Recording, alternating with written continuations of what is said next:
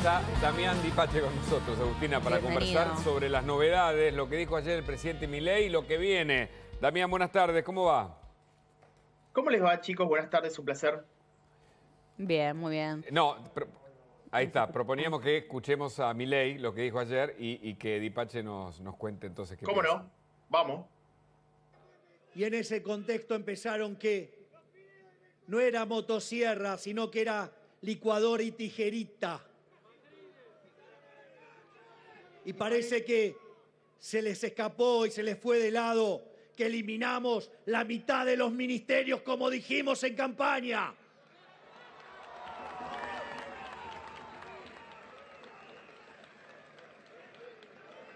No solo que eliminamos la mitad de los ministerios, sino que además eliminamos por completo ese robo que es la obra pública.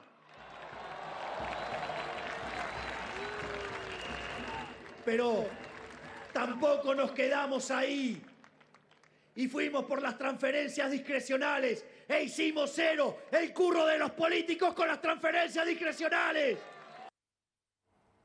Damián, ¿qué pensás? Analicen segmento, dirían en clase de lengua de primaria. Me convierto en el semiótico de la economía y analicemos las tres partes. La primera tiene que ver con el tema de motosierra versus licuadora. Gran debate, chicos, gran debate. Efectivamente hubo motosierra y efectivamente hubo licuadora. También hay que decirlo, sabemos que las jubilaciones tuvieron una licuación, o sea, una pérdida de poder adquisitivo importante, salarios públicos también lo tuvieron. O sea que entre motosierra y licuadora efectivamente hubo de las dos partes.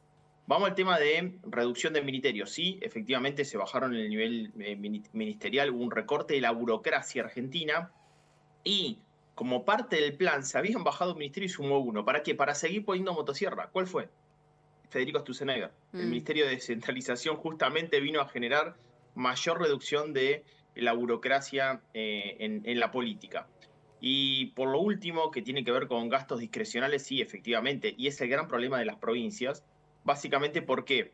Porque esas transferencias discrecionales el año pasado iban a inflación directa, porque era emisión directa para financiar cajas que no se ahorraban a nivel provincial. Claro. Las tres primeras cajas que no cerraban a nivel provincial y las que más transferencias discrecionales tuvieron eran La Rioja, la provincia de Buenos Aires, y después ahí en la cantera estaba entre Santiago del Estero, Formosa, recibieron grandes cantidades de transferencias discrecionales y efectivamente eso desapareció. La contrapartida de esto está bien, la estamos viendo con aumentos de impuestos provinciales y tasas municipales, ¿no? Claro. Bueno, ahí hoy vamos a estar hablando en la cornisa sobre ese tema, claro. El tema de las tasas municipales, que en muchos casos están siendo una verdadera complicación. Ahora, ayer también en el discurso Javier Milei, en algún momento él venía hablando de la dolarización y alguien le dice algo, ¿no? Desde el público, y él dice: solo dame tiempo, ¿no? ¿Vos crees que efectivamente se vuelve a hablar en el gobierno de cuestiones vinculadas a la dolarización, o se trata de algo, bueno, que tiene que ver justamente con un acto partidario en este caso, pero no forma parte de la agenda real? Hay dos situaciones. Una es las posibilidades efectivamente de llevar a cabo una dolarización y otra es las probabilidades y deseos. Yo creo que las posibilidades están bastante lejanas en este contexto. Hasta incluso yo no sé si en el momento que se votó a Javier Milei hoy cambió también esa situación. Claro. Porque muchos dicen, bueno, si efectivamente Javier Milei logra recuperar y estabilizar la economía, logra bajar la inflación, logra equilibrar las cuentas fiscales, logra tener una macroeconomía, bueno, quizás también la sociedad dice, bueno, ¿qué sentido tiene dolarizar la economía? Porque justamente era dolarizar la economía para generar un shock enorme. Claro. Sí, es real que él quiere sacarle la potestad al Banco Central de la República Argentina, claro, para que emita dinero. Bueno, también después de la campaña habló de que sea penal aquel que emita sin respaldo en la emisión. Por lo cual yo creo que de alguna manera todavía eso no se sacó de la cabeza a Javier Milei, el tema de la dolarización, y hay que ver a nivel social si tiene el mismo nivel de impacto o aceptación como lo tenía el año pasado. ¿Se acuerdan que salían todos a la calle con dólares? Sí, sí. Creo que estamos como otro proceso, ¿no? Claro. Bueno, hablando de otro proceso, vos tenés un gráfico sobre la exportación de carne, que es en gran medida lo que hablando de dólares. Claro, hablando de dólares y de las necesidades, allí posteaste carne. Exportaciones alcanzaron las 69,8 mil millones, ¿no? ¿Entiendo? Toneladas. Sí, son toneladas. Claro. Peso producto por 265 millones de dólares, más 23,1% en divisas y del 15,9% en volúmenes versus julio 2024. Interanual más 4,3%, acumulado enero-agosto 2024 por 1.916,6 millones de dólares. ¿Lo pasás en limpio, si sos tan amable, para todos? Cuando se pensaba en algún momento que con el control de precios se iba a bajar el precio de la carne en Argentina, ¿qué pasó? Que efectivamente el precio de la carne en el mercado se dio a precio libre de mercado. Argentina está exportando más. Por otra parte, Argentina tiene que generar incentivos para que recupere la producción ganadera. Nos pasó Uruguay, Paraguay y Brasil en los últimos 14 años. Producen en términos comparativos, comenzaron a producir mayor nivel de carne que Argentina. Entonces, creo que suba las exportaciones de carnes y que nos vamos a volver a posicionar en el mundo es muy, pero muy positivo. Probablemente lo que ven nuestros televidentes, que el precio de la carne se dio en términos comparativos, volvamos a registrar algún tipo de alza en el último trimestre del año. Probablemente eso surja, estacionalmente surge, pero fíjense que en el acumulado del año la carne estuvo muy por debajo del promedio de la inflación, ¿no? Claro. En el mercado interno. Claro. Y yo pensaba, a propósito de eso, también en la inflación, ¿no? Para ir hablando también del dato que va a surgir en pocos días más, cuando termine septiembre, obviamente. ¿Qué es lo que ves ahí, no? Antes bueno, yo creo que sí. Probablemente el gobierno logre cruzar la frontera del 4%, una inflación que nos da en el orden del 3,8%. Alimentos y bebidas, que siempre es un indicador muy, pero muy sensible, nos dan el orden del 3,2%. Hay consultoras que le dan incluso más bajo. Fíjense lo de alimentos y bebidas, ¿no? ¿Por qué digo tan sensible? Porque los datos de esta semana, que han sido malos, los datos de indigencia y pobreza, detrás del dato de IPC, porque se mide por ingreso, de alimentos y bebidas, está la indigencia, chicos. Y la indigencia en Argentina subió al 18%. Claro. Es lamentable. Los datos de pobreza son demasiado, digamos, complejos para el tejido social argentino. Entonces digo, que vaya bajando ese nivel de precios en alimentos y bebidas, para mí es muy positivo, además del promedio general de la inflación, que creo que va a ir una inflación crucero entre el 3 y 4% para lo que resta del año, ¿no? Recién hablábamos también sobre la cuestión vinculada a las exportaciones en la carne. Ahora, ¿qué pasó con las exportaciones en el mundo de las pymes? Tenemos un gráfico, de hecho, con información tuya, pero seguramente nos puedes contar más vos. Acá estamos viendo, ¿no? Las exportaciones para las pymes crecieron 21,6%, alcanzando los 6.400 millones de dólares exportados. ¿Cuánto representa esto? 11,9% del total exportado por Argentina en el periodo de enero a agosto de este año. O sea que en volumen las pymes exportaron 4,8 millones de toneladas. No llego a leer el porcentaje. 11% más que los primeros 8 meses acumulados de 2023. ¿Qué significan estos números, Dami? Argentina no tiene un gran volumen de pymes importadoras. Aproximadamente los últimos datos de pymes importadoras son que de un stock de 600.000 pymes que hay en nuestro país, 620.000 pymes, apenas solamente 8.000 exportan. Que efectivamente crezcan las exportaciones en contexto de cepo es positivo. Evidentemente levantar el cepo para los exportadores es la solución, pero si estamos en este contexto de cepo y las pymes comienzan a exportar, es muy importante.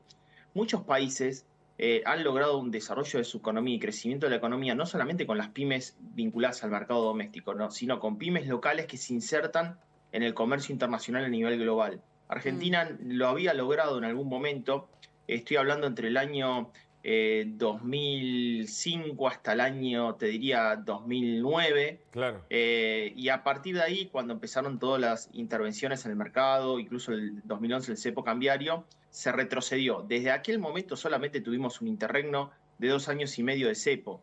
El cepo, esta inflación y caída de la economía para la pyme es realmente calamitoso. En este caso vemos un dato positivo que, reitero, de acuerdo al contexto que estamos atravesando, es positivo y creo que las pymes tienen que ser protagonistas en la exportación argentina, ¿no? Este es un dato de CAME.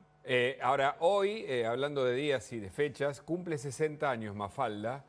Todos hemos leído a Mafalda y vos los posteaste. Ella nos daba mucha alegría, pero creo que no nos va a dar tanta alegría el número que trae Damián, ¿no? Porque vos ponés que, bueno, la obra de Quino, que cumple 60 años, está más vigente que nunca. En ese periodo acumulamos 32.000 billones porcentuales de inflación. Solo en 10 de los últimos 64 años tuvimos superávit fiscal. Para otra vez. ¿Cuánto? 32.000 billones porcentuales de inflación. 80% del tiempo existió déficit cuasi fiscal desde 1961 a hoy. El PBI, 28% del tiempo tuvo una fuerte caída, ¿no? ¿Es así, Damián? Qué duro, no sé ni cómo es el número escrito, no me lo imagino. Tantos ceros que, Dios mío. Bueno, en la viñeta esa, Mafalda muestra que la Argentina está en crisis y que pasa el tiempo y dice... Las crisis tendrán hormonas de crecimiento que siempre están presentes. Y por eso digo, pasaron 60 años y Quino era genial, ¿no? Es genial y sigue tan vigente, a través de Mafalda. Eso es lo tremendo. Sigue tan vigente. ¿No? Perdón, el dato de inflación, que es terrible, yo esta semana posteé, de acuerdo, dime qué edad tienes y te diré qué inflación tuviste. Entonces, ejemplo, ¿no? Esto es hasta 60 años. Si vos vas a una persona de 80 años, que probablemente alguno nos esté mirando, acumularon 2 trillones porcentuales de inflación. O sea, Argentina ha sido un desastre, ¿viste? Y todavía seguimos debatiendo cuestiones que tienen que ver con... Es una locura. Fundamentos que no existen para sostener que la inflación puede ser postergada en el tiempo y su solución... que efectivamente hoy está siendo muy, pero muy preocupante, tiene que ser una de las prioridades a seguir combatiendo, ¿no? Ojalá la baja sea por mucho, mucho tiempo. Puedo decir que puede perforar el 4%, es decir, que estamos en el orden del 3%. Esto cambia el panorama. Ahora, se habla también por el tema del crecimiento, ¿no? Económico, que tarda tiempo, sabemos, pero hay una recuperación del salario, al menos, que es reconocido oficialmente. Sí, el dato del salario dio 7,6% mensual en promedio, lo dio a conocer el INDEC el viernes pasado.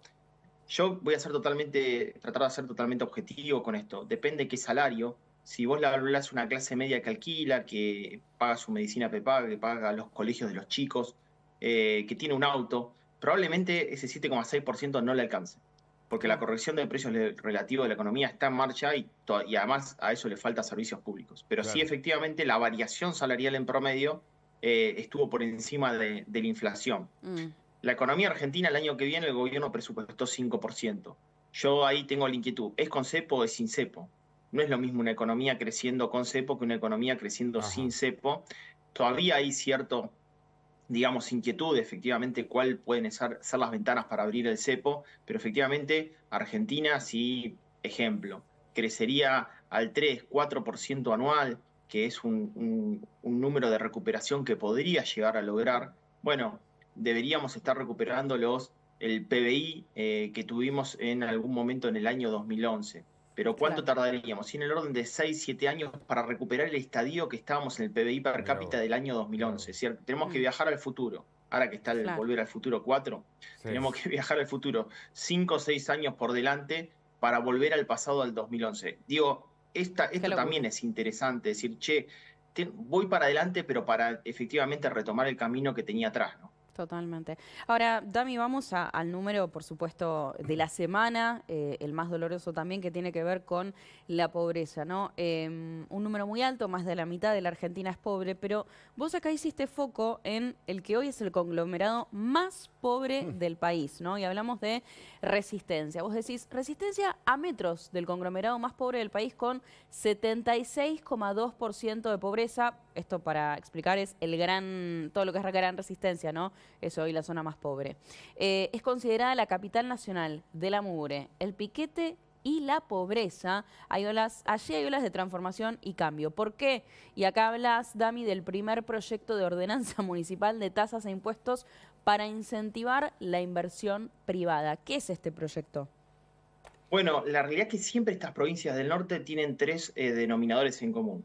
alta participación del empleo público, alto nivel impositivo, alta informalidad, gran nivel de pobreza e indigencia. Bueno, este proyecto lo que viene es a reducir tasas, a reducir efectivamente impuestos, que es raro que en estas provincias del norte efectivamente eso acontezca. Y yo creo que es muy importante a nivel cultural. Esto me lo pasaron de la Cámara de Comercio de Resistencia, que estuvieron hablando con el municipio de Resistencia en el Chaco. Digo, es la primera batalla cultural a dar, que efectivamente para recuperar la iniciativa privada, bueno, tenés que efectivamente generar incentivo. Entonces, que por primera vez haya una ordenanza municipal para bajar impuestos y para que efectivamente en ese lugar la iniciativa privada comience a ser el protagonista para que saque a chaqueños de la pobreza e indigencia, me parece un rasgo absolutamente novedoso para el norte de nuestro país. Y ustedes saben que cuando ven los datos del INDEC, Formosa y Chaco están entre las provincias con mayor nivel de pobreza e indigencia en nuestro país, ¿no? Sí, sí, con olor a feudo además en esos casos. Muchas gracias, Damián. Gracias, Dami, te mandamos un abrazo.